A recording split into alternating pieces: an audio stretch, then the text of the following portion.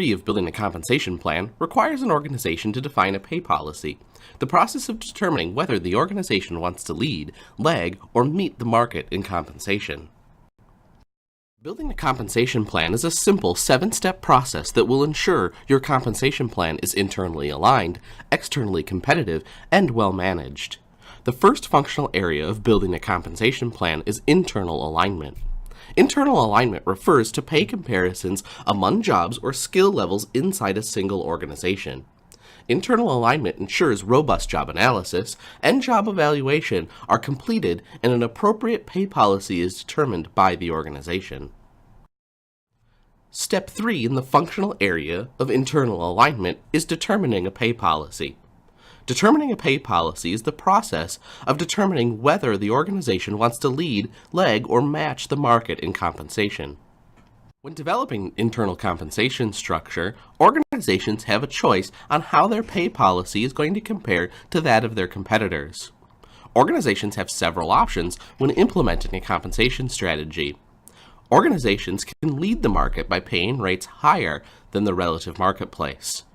They can match the market by paying rates comparable to those of the relative marketplace, or they could lead the market by paying rates lower than those of the relative marketplace. An organization could also use a combination of the preceding 3 options. An employer may choose to establish an internal compensation strategy that is in excess of the pay rates in the prevailing marketplace. This is known as leading the market. This compensation strategy may increase the supply of candidates, increase selection rates of qualified applicants, decrease employee turnover, increase employee morale and productivity, or prevent unionization efforts. However, prior to implementing a lead compensation strategy, an organization should clarify and consider what benefits it expects to realize from such a strategy, keeping in mind that this type of structure has the greatest propensity of increasing overall labor costs.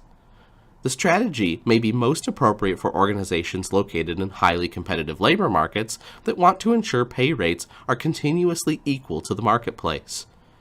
Employers that adopt such a strategy will need to monitor it closely to determine whether or not the anticipated benefits of the strategy are actually being realized. One of the most common compensation strategies for many employers is to set pay levels relative to those in the existing marketplace.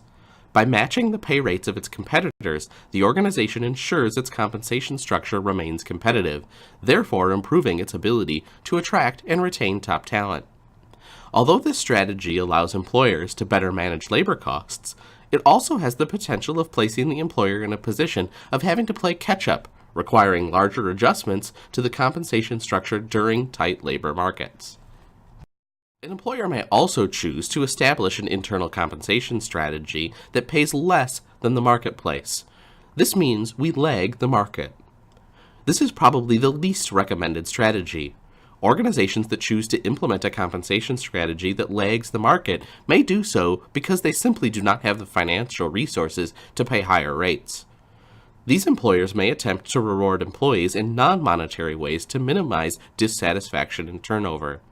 Unfortunately, organizations that choose or are forced to set pay rates below the prevailing marketplace are much more susceptible to fluctuations in the labor market, risk greater difficulty in retaining and attracting highly qualified candidates, and typically tend to experience higher rates of employee dissatisfaction, poor performance, and turnover.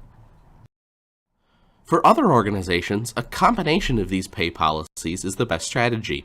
For example, an employer may choose to lead the market during tight labor markets. This method requires closer monitoring, and pay rates will need to be adjusted throughout the year.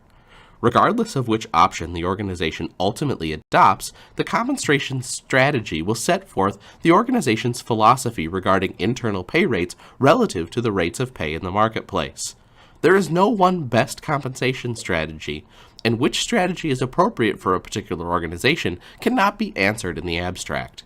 However, an organization's compensation strategy should match the particular circumstances of each organization's mission, vision, culture, and support the organization's overall business strategy. In a recent survey, 85% of employers have a match the market strategy. That is, they use a market pricing approach and targeting employee base pay at the 50th percentile.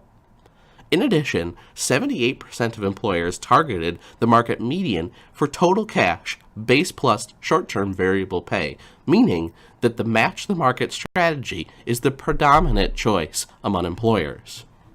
There is no universal rule that says you must pay at the 50th percentile or match the market. As a matter of fact, this is not a strategy that's going to work for most organizations. Instead, your strategy should reflect the competitive pressures of the market and your willingness to pay higher salaries for key talent.